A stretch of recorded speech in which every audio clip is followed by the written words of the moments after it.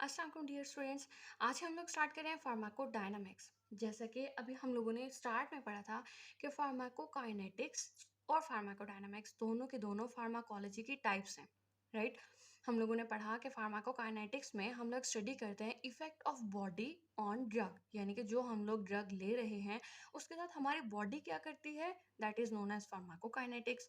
और अब हम लोग पढ़ेंगे कि हमारा effect of drug on body, यानी कि हमारी जो ड्रग है वो हमारी बॉडी के ऊपर क्या क्या इफेक्ट देती है, that is known as pharmacodynamics, right. इसके लिए आप लोग कहते हो effect of drug on body is called pharmacodynamics.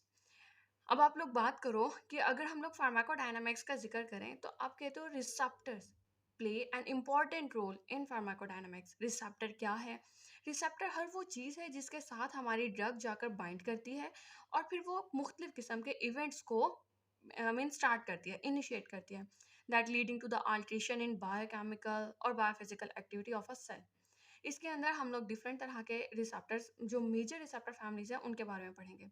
यानी कि वो चीज़ जिसके जिसके ऊपर हमारी ड्रग जाकर बाइंड कर जाए, ठीक है। ड्रग बाइंड करने के बाद मुख्तलिफ किस्म के इफ़ेक्ट्स को शो करें, दैट माइट बी एक्टिवेशन और माइट बी इनहिबिशन। यानी कि हमारे फंक्शन को बढ़ावा भी दे सकती है और हमारे फंक्शन को, बॉडी फंक्शन को वो कम भी कर सकती है, यानी कि रोक भी सकती है और उसको प्रोमोट भी कर सकती है।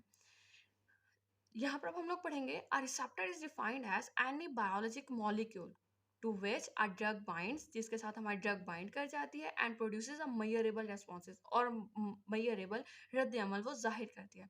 Thus, enzymes, nucleic acids, and structural proteins can act as receptors for drugs. होता क्या है कि आप लोग कहते हो transduce extra cellular signals into intracellular responses. आप लोग जो है एक्स्ट्रा सेलुलर सिग्नल्स उसको देते हो, बाहर से सिग्नल्स देते हो जो कि इंट्रासेलुलरली सेल के अंदर रेस्पॉन्सेज या रद्द अमल जाहिर करती है। मुख्तलिफ किस्म के हमारे पास रिसेप्टर्स आ जाते हैं। नंबर वन, आप लोग बात करते हो लाइगेंड गेटेड आयन चैनल्स की। लाइजेंट, यहाँ पर हम लोग लाइजेंट इस्तेमाल करें हमारी ड्रग के लिए, यानी कि जहाँ जहाँ पर हम ड्रग का इस्तेमाल का लफ्ज़ इस्तेमाल करेंगे वहीं वहीं पर हम लोग लाइजेंट का वर्ड इस्तेमाल करेंगे। आप लोग बात करते हो कि आपके सेल मेम्ब्रेन के ऊपर एक चैनल मौजूद है जिसके ऊपर अगर आपका लाइजेंट आकर लग जाए तो वो चैनल ओपन हो जाएगा और बाहर से अंदर की तरफ आयन दाखिल होंगे, राइट। आप इस चैनल को नाम देते हो गेटेड आयन चैनल का, जो कि आपके सेल मेम्ब्रेन पर मौजूद है या फिर आपके ऑर्गन की मेम्ब्रेन पर मौजूद है, राइट।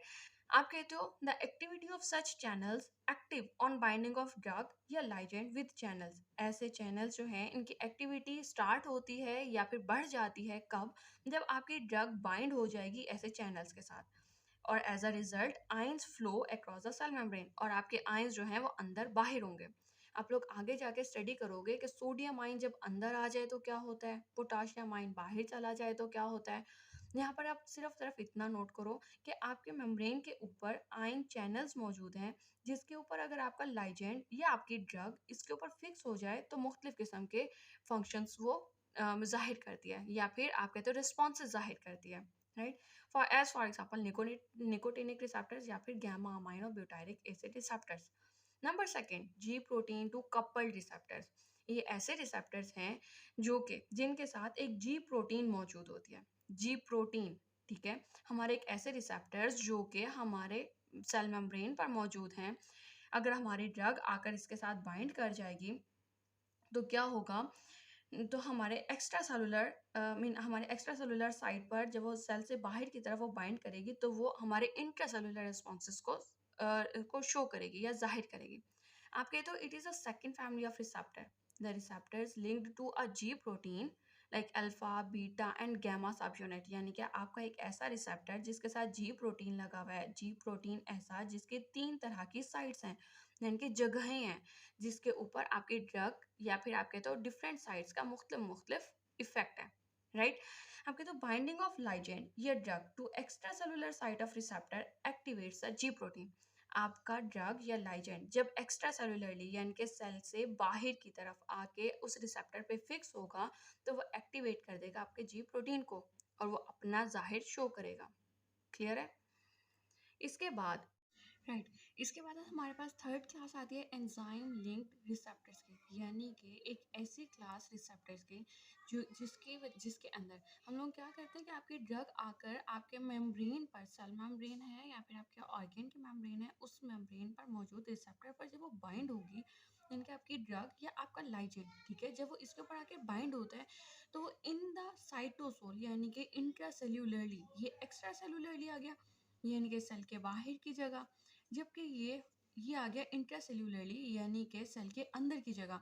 आप लोग कहते हो इंट्रासेल्युलरली मौजूद कोई एंजाइम, उसकी एक्टिविटी तब्दील हो जाना, यानी कि इस मेम्ब्रेन पर मौजूद अगर इस रिसेप्टर के ऊपर अगर तो आपकी ड्रग आके बाइंड होती है तो इंटरनल यानी कि इंट्रासेल्युलरली आपके जो भी एंजाइम है उसकी एक्टिविटी या तो एनहांस हो जाएगी, या तो एक्टिवेट हो जाती है या फिर इनहिबिट हो जाती है, राइट।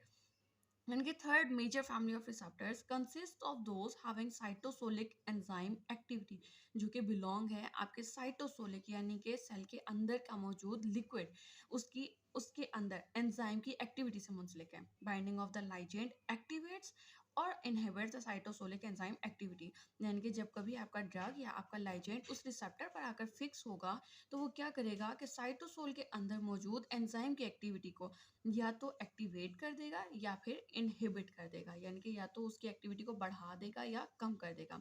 लास्ट में आप लोगों की रिसेप्टर की क्लास आती है इंट्रासेलुलर रिसेप्टर्स, यानी कि ऐसे रिसेप्टर जो कि टोटली इंट्रासेल्युलरली हैं, यानी कि आपके ऐसे रिसेप्टर्स जो कि आपके सेल के अंदर मौजूद हैं, राइट। यानी कि इसके अंदर लाजिम है कि आपकी ड्रग जो है वो पहले इस सेल मेम्ब्रेन को क्रॉस करेगी और इंट्रासेल्युलरली यानी कि सेल के अंदर आएगी और फिर उसके अंदर मौजूद अपने रिसेप्टर के ऊपर बाइंड करती है, राइट।